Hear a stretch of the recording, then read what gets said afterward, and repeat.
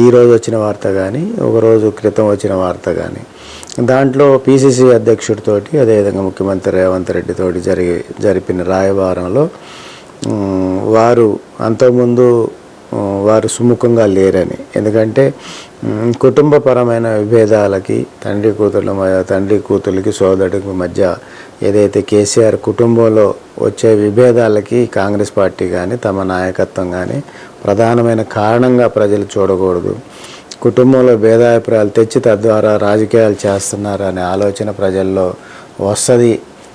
కవితని కనుక కాంగ్రెస్ పార్టీలో ఆహ్వానించి చోటు కల్పించిన నేపథ్యంలో అటువంటి ఆలోచన ప్రజల్లో వస్తుంది అనే ఒక వార్తలో మనం చూసాం.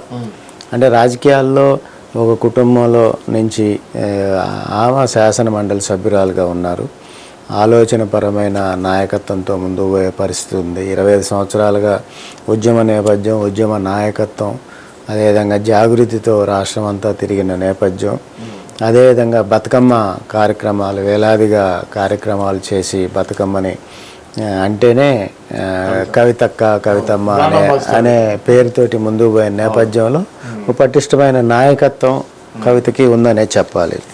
ఈ నేపథ్యంలో కుటుంబపరమైన అంశాలు కాంగ్రెస్ పార్టీ ఆలోచించింది.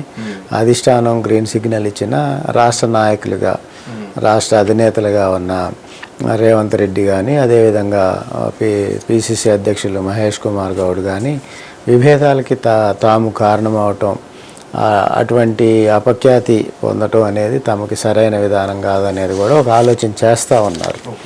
ఈ వార్తలను బట్టి చూసినట్టయితే నేపథ్యం ఉంటే వార్తల్లో కూడా ఒక అంతర్గత సమాచారం, పక్కా సమాచారంతో వార్త రాసే నేపథ్యంగా మనం ఈ వార్తను గమనించి చూడాల్సిన అవసరం ఉంది.